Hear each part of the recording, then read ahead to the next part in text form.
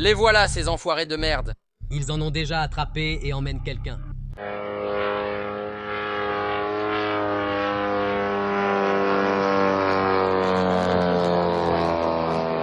En Russie, la mobilisation de masse a finalement commencé. De plus en plus de vidéos et photos montrent des rafles menées par les bureaux de recrutement militaire. Des hommes sont pris dans les rues et appartements, entassés dans des minibus et envoyés à la guerre. Vladimir Poutine a complètement ignoré l'attaque massive contre Moscou, bien que le Kremlin se soit vanté de l'excellent travail de la défense anti-aérienne. Et pendant ce temps, des drones ukrainiens attaquent à nouveau Moscou en ce moment même. Le chef du ministère russe des Affaires étrangères, Sergueï Lavrov, a appelé à la diplomatie pour mettre fin à la guerre en Ukraine, mais il a immédiatement menacé d'augmenter le nombre de frappes contre les villes civiles d'Ukraine et a menacé l'Europe et l'Ukraine d'une frappe nucléaire si l'attaque contre Moscou se poursuivait. Pendant ce temps, l'Ukraine et les États-Unis mènent des négociations secrètes avec les Russes sur le gel de la guerre le long de la ligne de front actuelle, tandis que les Européens ont lancé un ultimatum public aux Russes sur la manière dont la guerre doit se terminer. De plus, ce sont déjà des responsables russes qui en parlent. Je m'appelle Alexei Petchi et nous allons discuter ensemble de tous ces sujets dans cette émission. Alors, commençons par le sujet principal du jour. La mobilisation a commencé en Russie. Et elle est forcée. Dans la région de Penza, en Fédération de Russie, des rafles ont commencé avec la participation des employés des bureaux de recrutement militaire qui arrêtent les hommes, les entassent dans des bus, les emmènent au bureau de recrutement et là-bas, ils les forcent à signer un contrat avec le ministère de la Défense russe. Les descentes massives menées par les recruteurs militaires à Penza ont commencé le 18 juin et, comme l'écrivent les habitants locaux, je cite, « Il y a des rafles dans les rues, les routes sont bloquées, dans toute la ville de Penza, des patrouilles attrapent les hommes, les attrapent sans discernement, qu'ils aient ou non leurs papiers, ils se rendent aussi dans les zones de résidence secondaire. À Kamenka, ils ont entassé près d'une centaine de personnes dans un seul bus. Et, selon les messages des habitants locaux, des descentes ont également eu lieu dans la ville de Kuznetsk. Les hommes sont arrêtés dans les rues, embarqués dans des voitures et emmenés pour signer un contrat. Pour cela, ils arrêtent également des voitures et des bus urbains. Encore une fois, c'est une citation tirée des discussions locales. Ils arrêtent tout le monde sans exception, stoppent les voitures et les transports en commun. Les hommes sont embarqués et emmenés pour signer un contrat. Il y a des rafles dans toute la ville. Je rappelle que jeudi, on a remarqué beaucoup de militaires à Penza et ensuite une vidéo a été diffusée sur Internet, où un groupe de femmes essaie de libérer des hommes qui ont été placés dans un minibus. Il a été établi que la vidéo a été filmée au bureau de recrutement militaire des districts Oktyabrsky et Jelezno-Dorojny de la ville de Penza. Dites-moi, pourquoi ne pas appeler une ambulance pour une personne qui ne se sent pas bien? Dites-moi, pourquoi ne pas appeler de l'aide? Dites-moi, pourquoi ne pas appeler une ambulance pour la personne Qui ne se sent pas bien, dites-moi. Pourquoi? L'aide ne... Lyosha, tout ira bien. Je prie pour toi. Je le sais. Lyoshka. Je t'aime. Les gars! Les gars! Allez, dites-moi! Tous ont signé le contrat volontairement. On vous a forcé! Dites-le, on vous a forcé, on vous a frappé. C'était volontaire ou non? Priez Dieu, ne pleurez pas, c'est tout. C'est tout. Ne laisse pas. Lyoka! Ferme la porte! 5 minutes ne suffisent pas? Vous pouvez me les donner? C'était suffisant. On aurait pu les attraper humainement. Vous les frappez! Nous savons que vous les avez éliminés. En quoi est-ce mieux alors? Vous acceptez, même si vous ne l'admettez pas. Vous n'en êtes même pas capable. Vous n'êtes même pas capable de donner 5 minutes comme il faut. Vous! Tais-toi, toi. On donne tout. Allez, voyons voir comment ils s'en sortent là-bas. Les gars, allez, on répond. Vous savez? Que l'arrière n'a pas suivi. Retirez vos mains. Sous-titre créé par Dosvidani. Dimatorzok, au revoir. Vous devez appeler la police maintenant?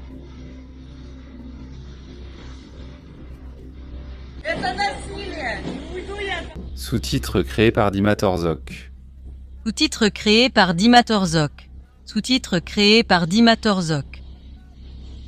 Et voici que les habitants locaux se plaignent que le bureau de recrutement militaire de Penza a fixé des quotas de mobilisation et que tous les hommes arrêtés sont forcés de signer un soi-disant contrat volontaire avec le ministère de la Défense. Selon les habitants, dans le quartier Spoutnik, les policiers vont de porte en porte, sortent les hommes de chez eux et les emmènent pour la mobilisation. Des voitures de la police routière et plusieurs minibus ont également été aperçus près du cinéma Sovremennik, au centre de la ville de Penza. Ils bloquent la route. Ils arrêtent les voitures et emmènent simplement les hommes. Et déjà sur les réseaux sociaux, les habitants de Penza se demandent où fuir, et surtout comment fuir si les routes sont déjà bloquées. Et ce n'est que la première ville. Des informations sur des rafles similaires apparaissent également dans d'autres villes de Russie. Voilà pourquoi je suis certain que dans les prochains jours, de nombreuses vidéos circuleront sur les réseaux sociaux montrant la mobilisation forcée de masse en Russie. Eh bien, ici, un tel comportement du Kremlin peut s'expliquer par la panique. Vladimir Poutine se dépêche d'envoyer le plus d'hommes possible à la guerre avant qu'on ne l'envoie lui-même. En ce moment même, au moment où cet épisode est enregistré, plus de 300 drones ukrainiens survolent à nouveau la Russie. Et au moment de l'enregistrement de cet épisode, on sait déjà que certains d'entre eux ont de nouveau percé le cercle de défense de Moscou. Mais le président russe Vladimir Poutine garde le silence en public depuis plus de 24 heures, ignorant le raid de drones le plus puissant depuis le début de la guerre sur Moscou et la région de Moscou. À la suite de ce raid, selon les médias russes, 17 personnes ont été blessées, un enfant est mort, un drone a percuté un immeuble résidentiel, 2 centres commerciaux ont pris feu dans la capitale et une explosion s'est produite dans la raffinerie de pétrole de Kapotnia. Et hier, nous avons tous vu comment la défense anti-aérienne russe abat simplement les drones. Mais ce qui est important, c'est qu'elle ne les détruit pas complètement en vol. Elle les touche et ils tombent sur des immeubles résidentiels, sur des centres commerciaux, etc. D'ailleurs, cela a été documenté. On voit clairement comment le drone ukrainien vole et comment il est touché par un missile de la défense anti-aérienne russe. Mais le drone n'explose pas en l'air, il change simplement de trajectoire et tombe sur des immeubles résidentiels, des centres commerciaux, des routes, etc.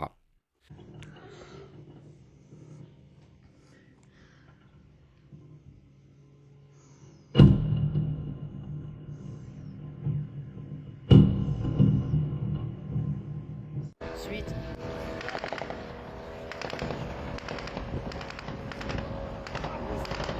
Suite.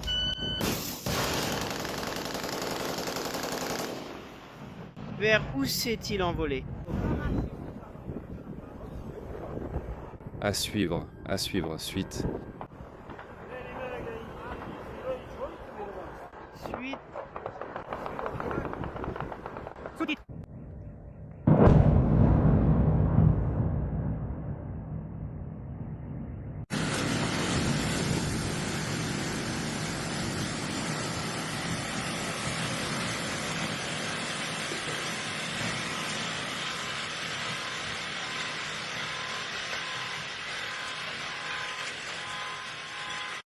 Le jour de l'attaque, lorsque le ciel au-dessus de Moscou s'est couvert de fumée noire et que des pluies de mazout sont tombées dans la région, Vladimir Poutine a passé la journée à Kazan lors du sommet de l'océan. Dans son discours, il parlait de la construction d'un monde multipolaire, du commerce en monnaie nationale et ainsi de suite, et il a aussi beaucoup ri lors de ce forum. Et après cela, il n'y a eu aucune réaction publique de Vladimir Poutine à ce raid. Il a simplement décidé de garder le silence et d'annoncer à tous les Russes que rien ne s'était passé. Les frappes ukrainiennes sur Moscou le 18 juin ont révélé les faiblesses dans de la défense aérienne russe. Et les soi-disant blogueurs militaires russes, après les attaques, ont commencé à critiquer ouvertement la censure et l'incapacité des autorités russes à protéger la population des conséquences de la guerre.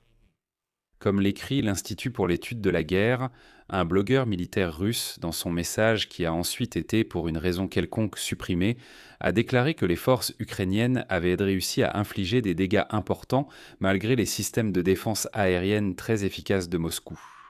Et il a souligné que l'Ukraine est en train de porter la guerre sur le territoire de la Fédération de Russie, bien au-delà des régions frontalières. Et c'est pourquoi il déclare qu'il est nécessaire de renforcer la défense aérienne autour des sites dans tout le pays. Mais que faire s'il n'y a tout simplement déjà plus assez de ces systèmes de défense aérienne ? Un autre soi-disant blogueur militaire russe a critiqué les médias russes pour avoir considérablement minimisé l'importance de ces frappes dans leurs publications.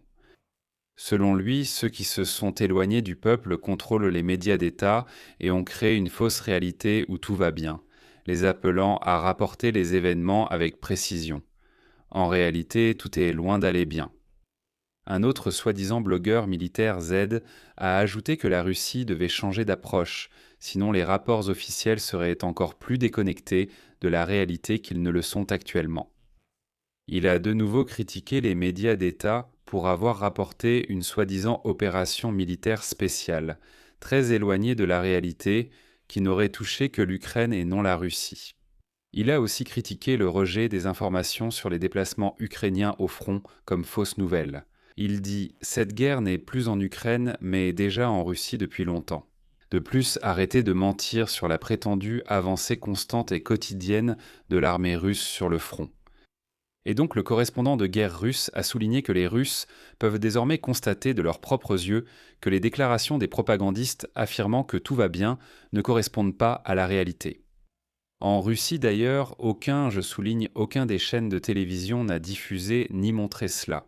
Aucune chaîne n'a diffusé de reportages séparés sur la frappe contre Moscou. Personne. Tous se sont tus, faisant comme si de rien n'était.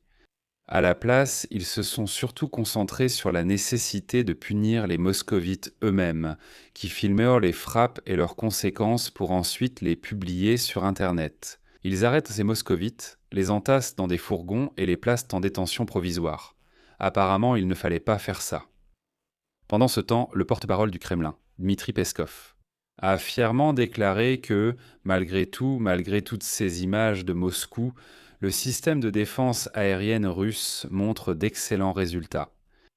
Et pendant ce temps, dans la journée du 19 juin, des images sont apparues montrant comment des drones ukrainiens attaquent à nouveau Moscou pour la deuxième journée consécutive. Les autorités locales communiquent souvent sur l'action de la défense aérienne au-dessus de Moscou. Désormais, les observateurs ironisent à ce sujet. La stabilité consiste désormais en la présence de drones dans le ciel, puisque les Russes et les habitants de Moscou ont choisi Vladimir Poutine, qui a amené la guerre jusque dans leur foyer. Mais pour détourner l'attention des Russes du sujet des attaques contre Moscou et de la mobilisation, le Kremlin a décidé de menacer à nouveau l'Ukraine et l'Europe. En gros, oui, nous avons bien sûr des problèmes, mais nous allons maintenant relancer par exemple le sujet d'une frappe nucléaire. Et tous les moscovites vont à nouveau hurler dans un élan d'extase et de fierté en disant « Voilà, nous allons vous montrer, nous allons nous venger de vous pour Moscou ». Nous abordons maintenant la seconde partie de l'émission pour discuter des perspectives de négociation sur la fin de la guerre de la Russie contre l'Ukraine. Certains points ici méritent une attention particulière. Mais avant de passer à la seconde partie, abonnez-vous à cette chaîne YouTube, mettez un like et écrivez un commentaire sous cette émission. Cela aidera énormément à promouvoir le contenu sur YouTube. Je vous en serai très reconnaissant. De plus, les amis, j'ai lancé ce qu'on appelle le club privé Pechi Insight. C'est une chaîne Telegram privée séparée, accessible uniquement aux abonnés de mon Patreon. Et là-bas, nous discutons ensemble de différents sujets. Je réponds à vos questions. De plus, je vous consulte pour choisir le prochain sujet à aborder dans le prochain épisode. En gros, si vous voulez rejoindre ce club fermé et discuter avec moi de différentes actualités et sujets, alors abonnez-vous à Patreon. Le lien est dans la description de la vidéo. Et là, vous recevrez le lien vers ce fameux canal Telegram privé, où vous pourrez participer à la création de contenu sur cette chaîne YouTube. Si vous souhaitez simplement soutenir financièrement cette chaîne YouTube une seule fois, vous trouverez également dans la description les coordonnées et les moyens de le faire.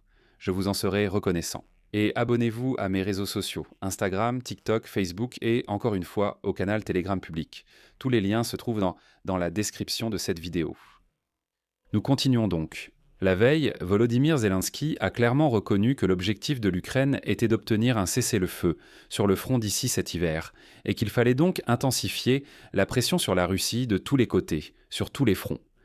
Et aujourd'hui, le porte-parole du Kremlin, Dmitri Peskov, a déclaré que les pays de l'Union européenne se trompent lourdement en pensant qu'il faut établir un dialogue avec la Russie à partir d'une position de force. Cette déclaration révèle pour nous toute la diplomatie européenne et ce sur quoi l'Europe s'est mise d'accord au cours de ce mois. Et tout cela s'est finalisé par le fait que cela a été approuvé avec Trump. Trump l'a soutenu. Ensuite, je vais vous donner des informations sur la façon dont Moscou réagit à tout cela. Voilà ce que déclare Peskov. C'est la plus grande erreur. Est-ce que cela découle d'une certaine incompétence, de leur désinformation ou de leur stupidité? Nous ne le savons pas exactement. Mais c'est un fait. Pour participer aux négociations, l'Europe doit se familiariser avec la situation réelle, en particulier dans le conflit ukrainien. Kiev se trouve dans une situation très difficile, mais continue néanmoins de suivre une ligne qui n'est pas orientée vers les négociations. Parallèlement, le porte-parole du Kremlin a affirmé que négocier avec la Russie, pays agresseur, depuis une position de force, ne mènerait prétendument à rien. Et il a également annoncé de nouvelles frappes contre des cibles en Ukraine. Il dit qu'ils vont intensifier les attaques contre les villes ukrainiennes civiles. Dans le même temps, Peskov a souligné que la Russie serait soi-disant prête à des négociations de paix et a noté que le dictateur russe avait à plusieurs reprises déclaré que Moscou était prête au dialogue. Eh bien, le chef du ministère des Affaires étrangères de la Fédération de Russie, Sergueï Lavrov, menace lui aussi d'intensifier les frappes contre l'Ukraine. Lavrov a déclaré que les pays européens avaient représenté à la Russie un ultimatum ouvert et dur concernant l'Ukraine, proposant à Moscou d'accepter un cessez-le-feu immédiat sur la ligne de front actuelle et de commencer des négociations de paix. Et, ce qui est important, de compenser les dommages causés à Kiev. Et ici, chose étrange, le modèle iranien ou l'accord iranien de Donald Trump peut vraiment beaucoup nous aider, car on y retrouve justement ce que proposent l'Europe, la Russie et l'Ukraine pour mettre fin à la guerre. Selon Lavrov, les pays européens cherchent à obtenir un cessez-le-feu le plus rapidement possible, afin, je cite longuement, d'éviter l'effondrement des forces armées ukrainiennes sur le front, de geler le conflit militaire sans en éliminer les causes profondes et d'introduire leur propre contingent militaire sur le territoire ukrainien. L'Europe unie continue de rêver d'expansion, cherchant délibérément à s'approprier l'Ukraine. L'Ukraine et la Moldavie sont attirées dans son orbite, tout comme l'Arménie. L'Ukraine est considérée comme le fer de lance des futures forces armées européennes unifiées.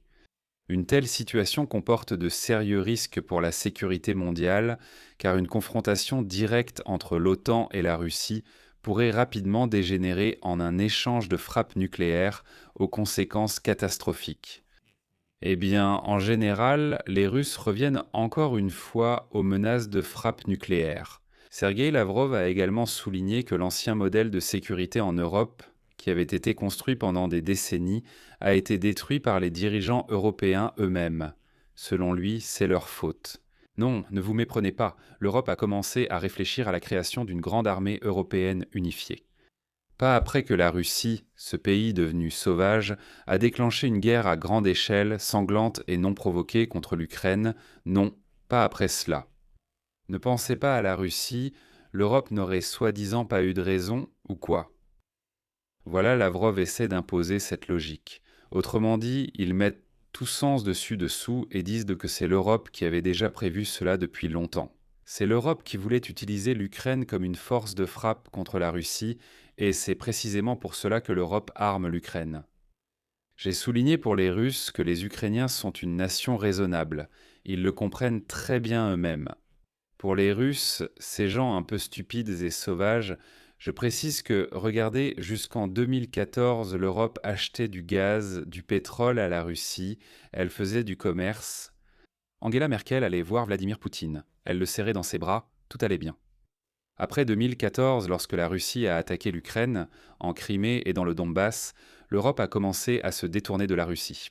Après 2022, lorsque Vladimir Poutine a déclenché une guerre sanglante à grande échelle en Europe, l'Europe a commencé à réfléchir au fait qu'il fallait, comme on dit, montrer les dents à ces Russes malpropres. Il faut s'armer, il faut se préparer à une grande guerre, il faut renforcer la défense, il faut construire une armée immense, il faut développer le complexe militaro-industriel. Il faut tout faire pour que ces Russes aient même peur de regarder en direction de l'Europe. Que pensez-vous d'un tel enchaînement de causes et de conséquences ? Ensuite, Lavrov a appelé à la construction d'une sorte d'architecture de sécurité pancontinentale ouverte à tous les pays d'Eurasie, reflétant les réalités multipolaires du monde contemporain. Ce qu'il veut dire, c'est laisser la Russie avoir sa propre sphère d'influence. Pourquoi l'Europe commence-t-elle soudain à établir des liens avec l'Arménie? Non, c'est notre domaine réservé. Pourquoi l'Europe établit-elle des relations avec l'Ukraine et la Moldavie, par exemple? Moscou dit « c'est notre territoire, n'osez pas venir ici ». Voilà ce que proposent les Russes lorsqu'ils parlent d'un monde multipolaire. C'est alors que l'Europe commence vraiment à exercer une pression sur le Kremlin par des ultimatums. The Economist écrit que l'Ukraine, les États-Unis et l'Europe ont déclaré que la proposition de règlement pacifique en Ukraine pourrait inclure un plan par étapes, peut-être similaire à celui dont Donald Trump vient de convenir avec l'Iran. Et donc, comme l'écrit The Economist, les échecs de l'armée russe sur le front, et il y en a, quoi qu'en dise Vladimir Poutine. Et les succès de l'Ukraine dans les frappes de drones contre la Russie, contre ses voies d'approvisionnement et des cibles en Russie même, ont commencé à changer l'attitude de Donald Trump envers le déroulement de la guerre russo-ukrainienne, la guerre en Ukraine. Les représentants de Kiev et de son équipe tiennent actuellement des consultations quotidiennes sur la manière de forcer la Russie à s'asseoir à la table des négociations. Et l'intensification des attaques massives sur le territoire russe, comme il s'est avéré, est l'un des moyens de faire pression sur le Kremlin, ce que l'Europe et les États-Unis d'Amérique ont également soutenu. L'une des options discutées concernant la manière dont la guerre en Ukraine devrait se terminer est la fin de la guerre en 2 mois. 2 étapes. Ces 2 étapes ressemblent beaucoup à ce que les États-Unis et l'Iran ont signé. Tout d'abord, il est prévu de cesser les hostilités le long de la ligne de front actuelle, sur une profondeur de 50 à 70 km de chaque côté. Autrement dit, il est supposé en gros créer d'abord une zone d'une largeur de plus de 100 km le long de la ligne de front, où les tirs cessent. Ensuite, si cela se maintient de façon stable, un accord plus large sur un cessez-le-feu complet et la fin de la guerre pourrait être conclu. Et selon des économistes, des négociations officieuses avec Moscou ont repris. Et là, des informations internes sont apparues, selon lesquelles la Russie voudrait gagner du temps jusqu'en octobre, afin de pouvoir ensuite apporter d'urgence un soutien à Donald Trump avant les élections de mi-mandat au Congrès qui auront lieu en novembre, et obtenir quelque chose en retour. Autrement dit, le Kremlin pourrait accepter un cessez-le-feu partiel vers le mois d'octobre, comme un cadeau à Donald Trump avant les élections, mais en échange, il exigera de faire pression sur l'Ukraine. À Moscou, ils continuent d'insister sur le fait qu'ils ne sont prêts à négocier que dans l'esprit d'Anchorage, en ayant à l'esprit qu'à la réunion de août 2025 en Alaska, Vladimir Poutine aurait prétendument conclu un accord avec Donald Trump sur la cession de tout le Donbass à la Russie et la reconnaissance de jure et de facto de son contrôle. Le contrôle sur la Crimée et les territoires occupés des régions de Kherson et de Zaporizhia. Personne ne sait si c'est vraiment le cas et si Trump et Poutine se sont réellement mis d'accord là-dessus. Mais les Russes continuent d'affirmer que de tels accords auraient été conclus, bien que Trump les ait déjà publiquement démentis. Je terminerai cette édition par une citation du journal The Economist. « Mais l'ambiance change à la Maison-Blanche. » Le maître de la Maison-Blanche affirmait l'an dernier que Volodymyr Zelensky n'avait plus de cartes pour poursuivre la guerre. 2 points de vue ukrainiens commencent à s'enraciner à Washington. Qu'on ne peut pas faire confiance à la Russie et que l'Ukraine est une gagnante, pas une perdante. La preuve en est le succès de la frappe ukrainienne contre la raffinerie de pétrole de Moscou à Kapotnia, le matin du 18 juin, alors que le sommet des dirigeants du G7 touchait à sa fin à Evian en France. Et tout le monde, y compris Donald Trump, les participants au sommet du G7, ont vu ces images de Moscou en flammes. Je vais m'arrêter là. Les amis, abonnez-vous à la chaîne, donnez votre avis dans les commentaires, mettez un like et dites-moi dans les commentaires ce que vous pensez de ce format d'émission sur cette chaîne YouTube. Je voudrais désormais organiser la politique éditoriale de cette chaîne un peu différemment.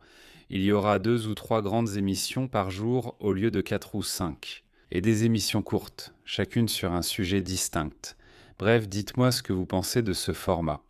Et encore une fois, si vous souhaitez soutenir le travail de cette chaîne YouTube, vous savez déjà quoi faire. Tous les liens et informations sont dans la description de cette vidéo. C'est tout pour aujourd'hui. Prenez soin de vous. À bientôt à tous.